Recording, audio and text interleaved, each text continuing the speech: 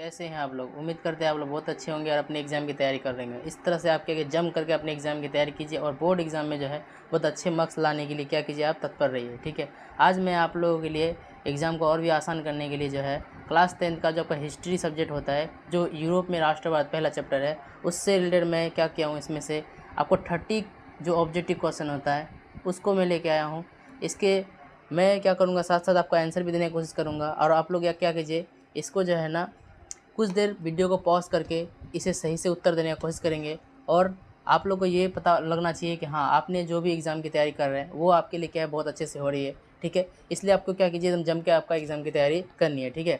चलिए आते हैं आपका जगह नेक्स्ट क्वेश्चन में, यानी स्टार्ट करते हैं क्वेश्चन को जो है ना, देखते हैं, यानी लेट नहीं करते बिना देरी के। चलिए नेक्स्ट क्वेश्चन में आते हैं। या फिर पहला क्वेश्चन देखिए क्या बोलता है कि राष्ट्र शब्द की उत्पत्ति किस भाषा से हुई है। चलिए इसका आप क्या कीजिए, 5 सेकेंड 2 सेकेंड क्या कीजिए, वीडियो को पॉज कीजिए और उसके बाद क्या कीजिए, इसका आंसर खुद देने की कोशिश कीजिए। उसके बाद जो है आपको ये पता लग जाएगा आपने जो आंसर दे रहे हैं वो सही है या नहीं है, ठीक है। तो पहला क्वेश्चन है कि राष्ट्र शब्द की उत्पत्ति किस भाषा से हुई है, ठीक है।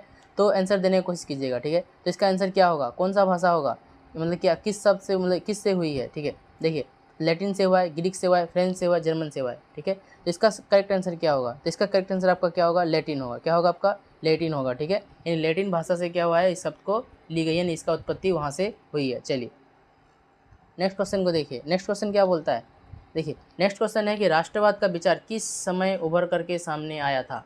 राष्ट्रवाद का जो विचार है किस टाइम पीरियड में आया था, यानी कौन सा ऐसा ईस्वी था जिस समय क्या हुआ था, बोलो तो ये आपका राष्ट्रवाद जो विचार है सभी के मन में उभर करके आया था, वो कौन सा होगा, ठीक है। 16वीं शताब्दी होगा, 18वीं शताब्दी होगा, 19वीं शताब्दी होगा या 20वीं शताब्दी होगा, ठीक है। तो इसका करेक्ट आंसर क्या हो जाएगा, चलिए इसका आंसर आप लोग खुद ही देने की कोशिश करेंगे और उसके बाद फिर से क्या करेंगे, आप इसका आंसर देखेंगे। तो इसका सही आंसर क्या होगा, इसका सही आंसर हो जाएगा आपका जाकर के 19वीं शताब्दी। क्या हो जाएगा इसका, 19वीं शताब्दी सही आंसर हो जाएगा। यानी 19वीं शताब्दी में क्या होता है, तो लोगों के मन में जो है राष्ट्रवाद की भावना का क्या हुआ था, उदय हुआ था, ठीक है। चलिए नेक्स्ट क्वेश्चन में आते हैं। नेक्स्ट क्वेश्चन क्या बोलता है, देखिए फ्रांस की क्रांति की शुरुआत कब हुई थी। चलिए आंसर देने की कोशिश कीजिए, फ्रांस की क्रांति का शुरुआत कब हुआ था, चलो बताओ क्या होगा इसका सही आंसर। बोलेंगे आप लोग पहले कमेंट बॉक्स में, उसके बाद से क्या करेंगे, आप इसका आंसर देखेंगे, ठीक है। कौन सा होगा, 1779, 1789, 1799 या फिर 1800, कौन सा ईस्वी सही है, इसका सही आंसर बताएंगे आप लोग। क्या हो जाएगा बोलो, तो इसका सही आंसर बी हो जाएगा। क्या हो जाएगा आपका सही आंसर, आपका बी हो जाएगा, यानी 1789 आपका क्या है, करेक्ट आंसर है। यानी फ्रांस में जो है, यानी कि फ्रांसीसी क्रांति जो हुई थी, यानी कि उसकी जो हुई थी वो कब हुई थी, 1779 में हुआ था, ठीक है। चलिए नेक्स्ट क्वेश्चन में आते हैं, ठीक है। नेक्स्ट क्वेश्चन क्या बोलता है कि फ्रांस में किस सम्राट के शासन के दौरान फ्रांसीसी क्रांति हुई, यानी कि जब फ्रांस में क्रांति हो रहा था उस समय जो वहाँ के सम्राट कौन थे, वहाँ के महाराजा कौन थे। चलिए बताइए इसका सही आंसर क्या होगा, लुई 14वां, लुई 15वां, लुई 16वां या फिर नेपोलियन, कौन था इसका सही आंसर, बोलेंगे आप लोग क्या होगा इसका सही आंसर। चौथा नंबर क्वेश्चन का आंसर दीजिए, ठीक है। आप क्या कर सकते हैं ना, कमेंट बॉक्स में इसका आंसर पहले दे सकते हैं, ठीक है। कुछ सेकंड के लिए पॉज करेंगे, उसके बाद इसका आंसर देंगे, ठीक है। देखिए आप लोग को जो है ना, आपको करना है, आप लोग करेंगे ही तभी जाकर के आपको क्या होगा, आपका इसका सही आंसर का पता भी लगेगा और आप जो है आप एग्ज़ाम की अच्छे से तैयारी कर रहे हैं इसका पता भी आपको इसी तरह से लगेगा, ठीक है। आप अगर नहीं देंगे ना तो आपको ये पता भी नहीं लगेगा कि आपने जो भी मतलब तैयारी कर रहे हैं वो सही जा रहा है कि नहीं जा रहा है, ठीक है। इसलिए आप इसका आंसर खुद देने की कोशिश करेंगे, ठीक है। तो इसका आंसर मैं आपको बता दे रहा हूँ, लेकिन आप क्या करेंगे, अगर आपको नहीं आता है तो इसे याद करेंगे, ठीक है। चलिए तो इसका सही आंसर क्या होगा, लुई 16वां, यानी कि जिस समय फ्रांस में क्रांति हो रहा था तो उस समय वहाँ के सम्राट कौन थे, लुई 16वां इसका क्या हो जाएगा, आंसर हो जाएगा, यानी कि वो उस समय के महाराजा थे, ठीक है। चलिए 5वां नंबर क्वेश्चन देखो क्या है, फ्रांसीसी क्रांति का मुख्य नारा क्या था।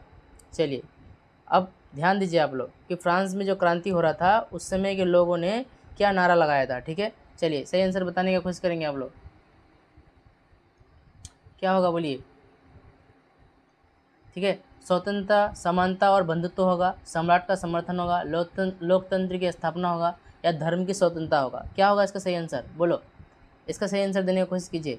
देखिए कहीं पे भी यानी किसी भी देश में जो क्रांति होता है ना, तो क्रांति का एक लक्ष्य होता है, ठीक है, या फिर मकसद होता है, ठीक है। तो उस समय जो फ्रांस में जो क्रांति हुआ था उसका लक्ष्य क्या था, ठीक है। देखिए तो ये स्वतंत्रता, समानता, बंधुत्व, ठीक है। तो हर एक क्रांति में क्या होता है ना, ये बातों को रखा जाता है, ठीक है। ये तो इसका सही आंसर होने की संभावना है, ठीक है। उसके बाद सम्राट का समर्थन, देखिए कोई भी जो है ना सम्राट का समर्थन के लिए क्रांति नहीं करता है, ठीक है। सम्राट का अगर आप समर्थन करते हैं तो आपको तो है क्रांति करने का जरूरत ही नहीं पड़ता है, ठीक है। और लोकतंत्र की स्थापना, देखिए लोकतंत्र की स्थापना के लिए आगे क्रांति होती है, लेकिन इस टाइम में जो है ना अनेकी क्रांति का जो मुख्य नारा ये नहीं था, ठीक है। लोकतंत्र की स्थापना नहीं चाहते थे लोग, ठीक है। यानी कि या फिर धर्म की स्वतंत्रता, यहाँ पे क्या लिखा हुआ है, धर्म है लिखा हुआ है, क्या लिखा हुआ है, धर्म लिखा हुआ है, ठीक है। या फिर धर्म की स्वतंत्रता होगा, क्या होगा, धर्म की स्वतंत्रता। क्या होगी इसका सही आंसर, ठीक है। तो इसका आंसर क्या हो जाएगा आपका स्वतंत्रता, समानता और बंधुत्व, तो इसका क्या हो जाएगा, सही आंसर हो जाता है, ठीक है। यानी कि इसका सही आंसर क्या हो जाएगा, स्वतंत्रता, समानता और बंधुत्व हो जाता है, ठीक है। चलिए नेक्स्ट क्वेश्चन में आते हैं, नेक्स्ट क्वेश्चन को देखते हैं। छठा नंबर क्वेश्चन देखिए क्या है, छठा नंबर क्वेश्चन को देखेंगे और इसका आंसर देंगे।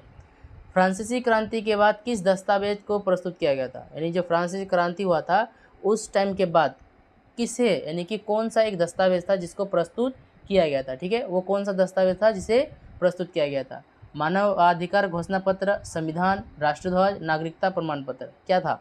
चलिए इसका आंसर देने की कोशिश करेंगे आप लोग। मानवाधिकार घोषणा पत्र, संविधान था या फिर राष्ट्रध्वज था या फिर नागरिकता प्रमाण पत्र। देखिए यानी कोई भी देश अगर आज़ाद हो जाता है तो उसमें सभी को नागरिकता प्रमाण पत्र दिया जाता है, लेकिन यहाँ पे ऐसा कुछ भी नहीं था, राष्ट्रध्वज भी नहीं था, नहीं उस समय क्या था, संविधान का निर्माण हुआ था। तो इसका सही आंसर क्या हो जाएगा बोलो तो मानव अधिकार घोषणा पत्र ये जारी किया गया था, यानी एक दस्तावेज को प्रस्तुत किया गया था क्रांति के बाद, ठीक है। तो उस दस्तावेज का नाम है मानवाधिकार घोषणा पत्र, ठीक है। चलिए नेक्स्ट क्वेश्चन में आते हैं, नेक्स्ट क्वेश्चन क्या बोलता है। चलिए नेक्स्ट क्वेश्चन देखो, 7वां नंबर क्वेश्चन क्या बोलता है, नेपोलियन बोनापार्ट किस देश का निवासी था, यानी किस देश के रहने वाले थे। सही आंसर देने की कोशिश करें, क्या होगा इसका आंसर। चलिए कुछ सेकंड के लिए वीडियो पॉज कीजिए, उसके बाद इसको कमेंट में आंसर देने की कोशिश कीजिए, उसके बाद तब इसका आंसर देखने की कोशिश कीजिए, ठीक है। क्या उसका सही आंसर हो जाएगा, फ्रांस होगा, जर्मनी होगा, इटली होगा, स्पेन होगा। कहाँ के रहने वाले थे बोलिए, नेपोलियन बोनापार्ट कहाँ के रहने वाले थे, फ्रांस का, जर्मनी का, इटली का, स्पेन का, कहाँ का था, ठीक है। तो ये जो व्यक्ति है ना, यानी ये जो राजा है आपका, ये कहाँ के रहने वाले थे, यानी कि नेपोलियन बोनापार्ट कहाँ के रहने वाले थे, वो आपका थे फ्रांस का रहने वाले थे। कहाँ के रहने वाले थे, फ्रांस, यानी फ्रांस से वो क्या है तो वहाँ पे रहे थे, ठीक है। चलिए 8वां नंबर क्वेश्चन देखिए, 8वां नंबर क्वेश्चन को देखते हैं क्या है। चलो 8वां नंबर क्वेश्चन का ध्यान दीजिए, नेपोलियन को किस युद्ध में पराजित किया गया था, यानी कि कौन सा वो युद्ध हुआ था जिसमें क्या किया था, इसको हम लोग मतलब इसको ये पराजित किया गया था। तो पहला ऑप्शन है वाटरलू का युद्ध, ट्राम्फलर का युद्ध, या फिर लेपेटो का युद्ध, या फिर लिप्जिंग का युद्ध। क्या इसका सही आंसर होगा, बताएंगे आप लोग, क्या इसका सही आंसर होगा। वाटरलू का युद्ध होगा, ट्राम्फलर का युद्ध होगा, या फिर लेपेटो का युद्ध होगा, या फिर लिप्जिंग का युद्ध होगा। क्या सही आंसर होगा बोलिए। तो इसका सही आंसर क्या होगा आपका बोल तो इसका सही आंसर हो जाता है वाटरलू का युद्ध, इसका करेक्ट आंसर हो जाता है, ठीक है। एक सेकेंड रुकिएगा।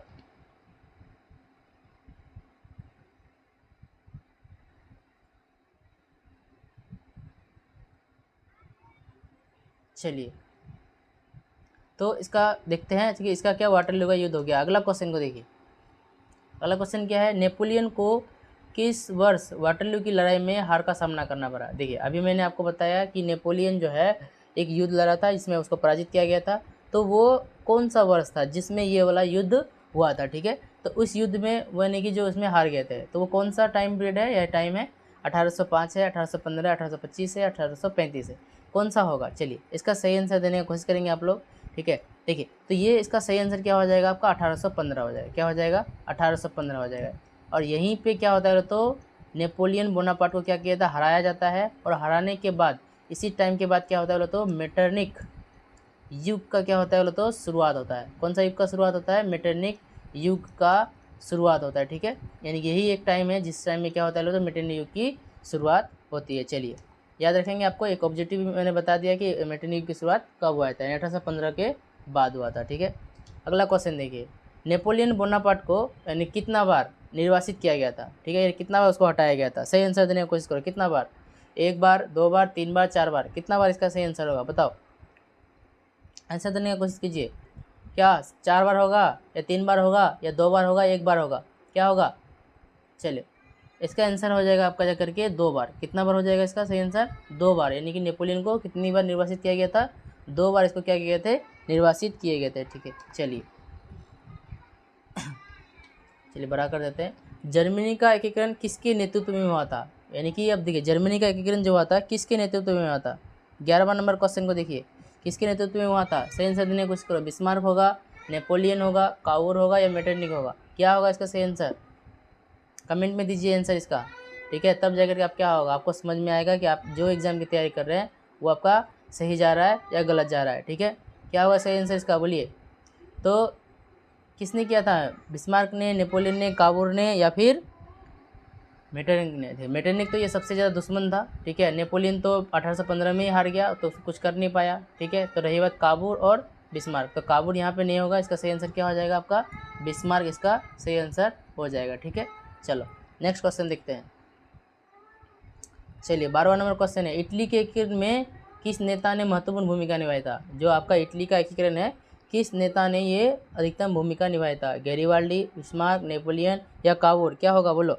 गैरिबाल्डी होगा, बिस्मार्क होगा, नेपोलियन होगा या काबूर होगा? चलो सही आंसर देने की कोशिश करो। देखो बच्चों, आप अगर आंसर नहीं देंगे तो आपको ये पता नहीं लगेगा आप जो एग्ज़ाम की तैयारी कर रहे हैं वो सही जा रहा है कि नहीं जा रहा है। आप क्या कीजिए ना, मैं आपको जैसे जैसे बता रहा हूँ ना, आप वैसे ही क्या कीजिए, आप दीजिए। आपको ये मान के चलना होगा कि मैं आपके सामने बैठा हूँ और आप इसको क्या कर रहे हैं, देख रहे हैं, और आपका एग्ज़ाम के लिए ये इंपॉर्टेंट रहेगा, ठीक है। चलो तो इसका सही आंसर क्या हो जाएगा? तो ये इसका आंसर हो जाएगा गैरिबाल्डी, है ना। इसका सही आंसर क्या हो जाएगा? गैरिबाल्डी आपका सही आंसर हो जाएगा। चलो नेक्स्ट क्वेश्चन देखते हैं, एक सेकेंड। चलिए क्या बोलता है, इटली का एकीकरण कब पूरा हुआ? इटली का एकीकरण कब हुआ? 1870, 1871, 1872, 1873? कौन सा टाइम था जिसमें इटली का एकीकरण पूरा हो गया? कब हुआ था बताओ? सही आंसर बोलेंगे आपका 70 होगा, 71 होगा, 72 होगा या 73 होगा? सही आंसर देने की कोशिश करेंगे, ठीक है। क्या करेंगे आप? इसका सही आंसर देंगे। चलिए बेटा आंसर देने की कोशिश कीजिए। तो ये आपका सही आंसर क्या हो जाएगा? आपका ये आपका 1871 आपका क्या हो जाएगा? करेक्ट आंसर हो जाता है। 1871 में क्या हुआ था बोलो? तो इटली का एकीकरण पूरा हुआ था, ठीक है। चलो नेक्स्ट क्वेश्चन देखते हैं। नेक्स्ट क्वेश्चन क्या बोलता है, नेपोलियन को सेंट हेलेना द्वीप पर निर्वासित किया गया था? यानी कि वो कौन सा टाइम था जहाँ पर नेपोलियन को सेंट हेलेना द्वीप पर निर्वासित किया गया था, ठीक है। देखिए नेपोलियन से रिलेटेड आपका कई क्वेश्चन हो गए। देखिए आपका अगर देखा जाए नेपोलियन, ठीक है, तो इसको कब निर्वासित किया गया है? 1815 में किया गया है, और ये इसी टाइम में इसको पहली बार हार का सामना भी करना पड़ा था। और ये कहाँ पे किया गया था बोलो? तो एक मतलब क्या है, सेंट हेलेना द्वीप था, यानी कि वही जगह में क्या किया था, इसको निर्वासित किया गया था। और ये इसको कितनी बार टोटल किया गया है? 2 बार निर्वासित किया गया है। मैंने आपको अलग अलग क्वेश्चन बताया कि वो कौन सा वर्ष था जिस टाइम में नेपोलियन को पहली बार हराया गया था, 1815 में। कहाँ पे कौन सा द्वीप पर निर्वासित किया गया? तो वो 1815 में हुआ था, तो सेंट हेलेना द्वीप पर किया गया था। इसको कितनी बार निर्वासित किया गया है? आपका 2 बार निर्वासित किया गया है। चलिए आपको क्या हो गया, ये एक बार में आपका तीनों क्वेश्चन का आंसर मिल जाता है, ठीक है। चलो 15वां नंबर क्वेश्चन देखते हैं। 15वां नंबर क्वेश्चन क्या बोलता है, रक्त और लोह नीति का अवलंबन किसने किया था? या फिर रक्त और लोह नीति का सही आंसर क्या होगा, देने की कोशिश करेंगे। रक्त और लोह नीति का अवलंबन किसने किया था, या फिर रक्त और लोह नीति को किसने अपनाया था, ठीक है। तो लुई नेपोलियन, गैरिबाल्डी या Bismarck, Garibaldi, Napoleon, Louis Napoleon, कौन होगा इसका सही आंसर? देने की कोशिश करो बेटा। चलो आंसर आप देंगे नहीं तो आपको समझ में नहीं आएगा आप जो तैयारी कर रहे हैं वो ठीक जा रहा है कि नहीं जा रहा है। देखो ये चीज़ आपका रहता है, आप अगर कमेंट करते हैं ना तो मुझे भी एक मोटिवेशन मिलेगा, जिसके बाद से मैं क्या करूँगा, ये लगातार मैं वीडियो बनाऊँगा और आपको क्या होगा, इससे फ़ायदा मिलते रहेंगे, ठीक है। चलिए तो इसका सही आंसर क्या हो जाएगा? आपका सही आंसर इसका आ जाएगा बिस्मार्क हो जाएगा। क्या हो जाएगा आपका? बिस्मार्क आपका सही आंसर हो जाता है, ठीक है। चलिए नेक्स्ट क्वेश्चन देखते हैं हम लोग, ठीक है। 16वां नंबर क्वेश्चन क्या बोलता है, एशिया के यानी पर्सा के प्रधानमंत्री बिस्मार्क ने किस देश का एकीकरण किया था? पर्सा के जो प्रधानमंत्री है बिस्मार्क ने किस देश का एकीकरण किया था? जर्मनी का किया था, इटली का किया था, फ्रांस का किया था, ऑस्ट्रिया किया था? कौन सा देश का एकीकरण किया था? जल्दी बताइएगा आप लोग, इसका आंसर क्या होगा? सही आंसर देने की कोशिश करेंगे, ठीक है। कौन सा वो देश था जिस देश का क्या किया था, एकीकरण किया था? किसने किया था? बिस्मार्क ने। अभी मैंने आपको बताया कि बिस्मार्क जो है ना वो जर्मनी का एकीकरण करता है। कहाँ का एकीकरण करता है? जर्मनी का, ठीक है। जर्मनी को एकीकृत करने का कोशिश करते हैं, ठीक है। चलिए चलो तो क्या हो जाएगा, किस देश को यूरोप का कारखाना कहा जाता है? चलिए बताइए ज़रा, किस देश को यूरोप का कारखाना कहा जाता है?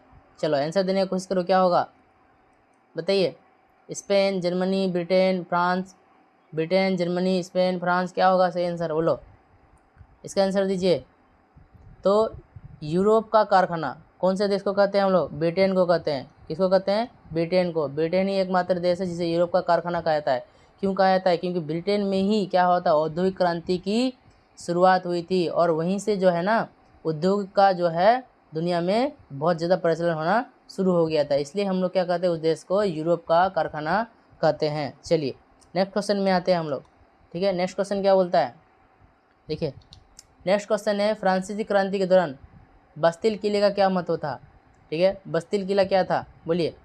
तो जो फ्रांसीसी क्रांति के दौरान जो था बस्तिल किला क्या था?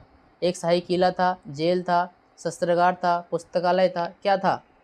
सही आंसर देने की कोशिश करो, क्या होगा बोलो? एक बार आंसर देने की कोशिश कीजिए। ठीक है, लगातार आपका क्या हो जाएगा, आपका प्रैक्टिस भी हो जाएगा और आपको याद भी रहेगा कि आपने क्या क्या आपने याद किया है और क्या आपका गलत है, क्या आपका सही है। चलिए देखो, तो ये जो बस्तिल किला है ना, तो ये बस्तिल किला क्या है, एक प्रकार का जेल था। क्या था ये? जेल था। ठीक है, क्या है ये बोलिए? ये एक प्रकार का आपका जेल है। क्या है? जेल रहता है, जो आपका क्या है, बस्तिल किला के नाम से जाना जाता है। ठीक है, चलिए नेक्स्ट क्वेश्चन में आते हैं। ठीक है, देखते हैं आप लोग नेक्स्ट क्वेश्चन क्या है, 19वां नंबर। ठीक है, रोटी का मार्च किस घटना से संबंधित है? ठीक है, रोटी का मार्च देखिए एक यहाँ पे जो है ना कौन सा क्रांति से संबंधित है? औद्योगिक क्रांति से है, जर्मनी का एकीकरण से है, या फिर इटली का एकीकरण है, या फ्रांसीसी क्रांति के? तो रोटी का मार्च यानी कि रोटी मांगने के लिए क्या कर रहा था बोलो तो वो मतलब जो है मोर्चा निकाला था, यानी कि वहाँ से रैली निकाली गई थी, है ना, जिसमें रोटी के लिए मांग किया जा रहा था। तो वो कौन से क्रांति में होता है? ठीक है, इसका आपका क्या है, मेन क्वेश्चन यही है। ठीक है, तो वो आपका होता है फ्रांसीसी क्रांति में होता है। कौन सा क्रांति में होता है? फ्रांसीसी क्रांति में होता है। ठीक है, लोग जो होते हैं ना सड़कों पर उतर आते हैं, किसके लिए? रोटी मांगने के लिए, कि हमें जो है ना समय पर वक्त पर क्या मिल जाए, खाना मिलता रहे। ठीक है, चलिए नेक्स्ट क्वेश्चन में आते हैं। नेक्स्ट क्वेश्चन क्या बोलता है?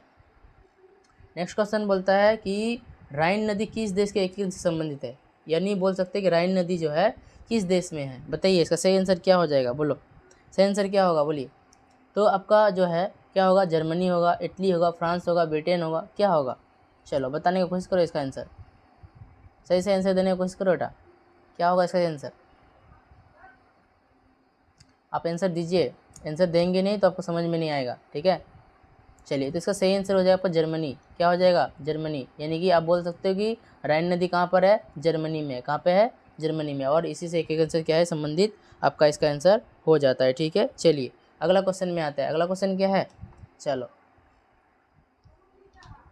देखिए, किस वर्ष बिस्मार्क ने जर्मनी का एकीकरण किया? कौन सा ईयर था जिसने क्या किया था, जर्मनी का एकीकरण किया था? कौन सा टाइम था बोलिए? जर्मनी का एकीकरण कौन सा टाइम में हुआ था? ठीक है, 1870 में, 71 में, 72 में, 73 में, कब हुआ था बोलो? सही आंसर देने का कोशिश करो, चलिए आंसर दीजिए, आपका क्या होगा? तो आपका 71 होगा, 72 होगा, 73 होगा, या फिर 70 होगा? तो इसका सही आंसर क्या हो जाएगा आपका? आपका जो है सही आंसर हो जाएगा आपका 71 हो जाएगा। क्या हो जाएगा? 71, यानी कि 1971 में जर्मनी का एकीकरण किया था। ठीक है, किसने किया था? बिस्मार्क ने किया था। ठीक है, चलो नेक्स्ट क्वेश्चन में आते हैं। क्या बोलता है, किस क्रांति के परिणाम स्वरूप नेपोलियन का सत्ता स्थापित हुआ था? किस क्रांति के परिणाम स्वरूप नेपोलियन का जो है सत्ता स्थापित हुआ था? चलो आंसर देने की कोशिश करो, क्या होगा बोलो? औद्योगिक क्रांति, फ्रांसीसी क्रांति, रूसी क्रांति, अमेरिकी क्रांति, क्या होगा बोलो? इसका सही आंसर देने की कोशिश कीजिए, बताइए क्या आंसर होगा? औद्योगिक क्रांति होगा, फ्रांसीसी क्रांति होगा, रूसी क्रांति होगा, अमेरिकी क्रांति होगा, क्या होगा बोलो? देखिए, तो नेपोलियन को क्या था, सत्ता स्थापित हुआ था, नेपोलियन के सत्ता हुए थे, तो कौन सा क्रांति था? फ्रांसीसी क्रांति था। कौन सा क्रांति? फ्रांसीसी क्रांति। चलिए नेक्स्ट क्वेश्चन में आते हैं बाबू।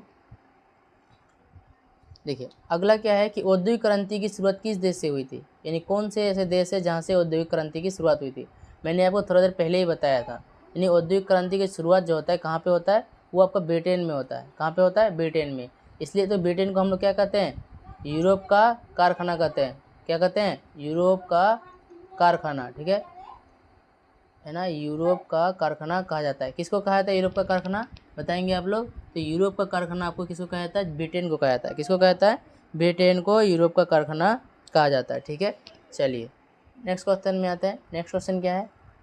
नेक्स्ट क्वेश्चन है कि फ्रांस में किस वर्ष गणतंत्र की स्थापना हुआ था? कौन सा ये टाइम है जहाँ पे गणतंत्र की स्थापना हुई थी? ठीक है, कब हुआ था? और 1792 में, 1800 में, 1804 में, 1815 में, कब हुआ था गणतंत्र की स्थापना? ठीक है, तो वो टाइम कौन सा है? तो वो टाइम आपका है 1792। क्या है आपका? 1792 इसका सही आंसर हो जाएगा। ठीक है, क्या हो जाएगा इसका सही आंसर? 1792 इसका सही आंसर हो जाता है। ठीक है, चलो नेक्स्ट क्वेश्चन में आते हैं। नेक्स्ट क्वेश्चन क्या बोलता है, क्या है, फ्रांसीसी क्रांति के दौरान किस महिला नेता ने महत्वपूर्ण भूमिका निभाई थी। अब यहाँ पे देखिए कि महिला नेता कौन थी जिसने फ्रांसीसी क्रांति में भूमिका इंपॉर्टेंट रोल निभाया था। ठीक है, तो क्या होगा, ओलेम डे गुज होगा, रानी विक्टोरिया होगा, जेसफिन होगा या गैरीबाल्डी होगा। ठीक है, तो देखिए डी नंबर तो आपका ऐसे ही आंसर नहीं होगा क्योंकि महिला का बात कर रहा है, तो गैरीबाल्डी क्या है, एक महिला नहीं है बल्कि पुरुष है। ठीक है, जोसेफिन इसके बारे में कोई जिक्र नहीं है आपका। ठीक है, रानी विक्टोरिया, तो विक्टोरिया तो वहाँ पे कोई क्रांति करने आएगी नहीं क्योंकि खुद वो रानी है, तो आपका सही आंसर क्या हो जाएगा, ए नंबर हो जाएगा, ओलम डे गुज इसका सही आंसर हो जाता है। ठीक है, चलिए नेक्स्ट क्वेश्चन में आते हैं। ठीक है, वियना कांग्रेस कब हुआ था, 1814-15 में, 20-21 में, 25-26 में या फिर 30-31 में, कब हुआ था बताइए, इसका सही आंसर क्या होगा। अब क्या कीजिए, इसको रोकिए और उसके बाद दीजिए आंसर।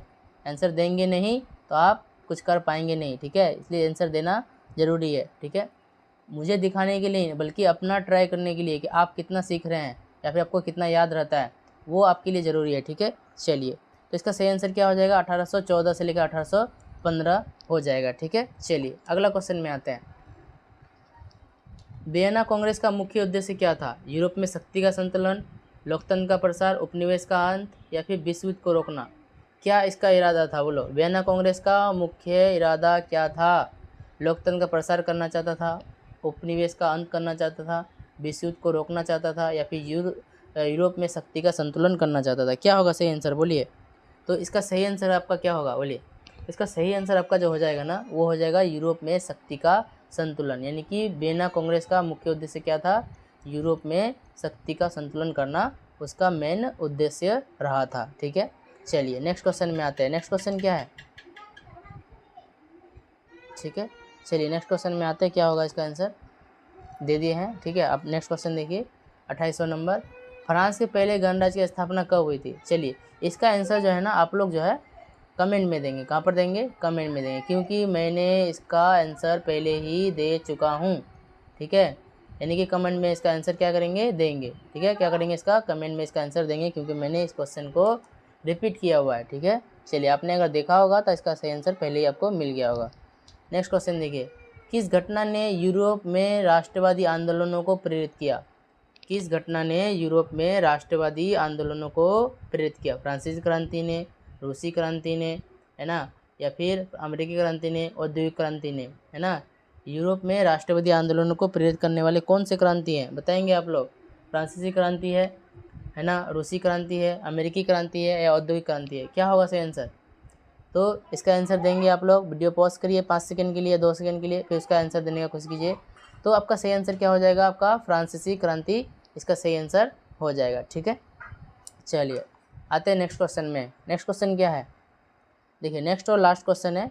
ठीक है, बिस्मार्क की रक्त और लौह नीति का क्या उद्देश्य था। चलिए इस क्वेश्चन का भी आंसर आप लोग कहाँ देंगे, कमेंट बॉक्स में देंगे। ठीक है, कहाँ देंगे, कमेंट बॉक्स में देंगे। ठीक है ना। देखिए इसका भी मैंने आंसर पहले ही बताया था, आपने अगर अच्छा से वीडियो देखा है तो आपको ये पूरा समझ में आ जाएगा। ठीक है, तो ये था आपका जाकर के चैप्टर 1 से रिलेटेड क्या थे, बहुत ही ज़्यादा इम्पोर्टेंट 30 ऑब्जेक्टिव क्वेश्चन को आपने देखा है। कितने ऑब्जेक्टिव क्वेश्चन को देखा आपने, 30। ठीक है, जो आपके एग्ज़ाम के लिए क्या है, बहुत ज़्यादा इंपॉर्टेंट है। आप इसको अच्छे से तैयारी कीजिए। आपने अगर आप वीडियो को अगर अच्छे से नहीं देखा है तो फिर से एक बार देखिए, आपको क्या होगा, इसका आंसर समझ में आ जाएगा। ठीक है, और अगर नहीं आपको याद रहता है तो आप इसको याद करने का कोशिश करेंगे। ठीक है, चलिए पूरा वीडियो देखने के लिए आप सभी का धन्यवाद, थैंक यू। फिर मिलते हैं आपका नेक्स्ट वीडियो में। चलिए तब तक के लिए जय हिंद। आप अपने एग्ज़ाम की तैयारी करते रहिए और अपने माँ बाप का सेवा करते रहिए। ठीक है, चलिए धन्यवाद आप सभी।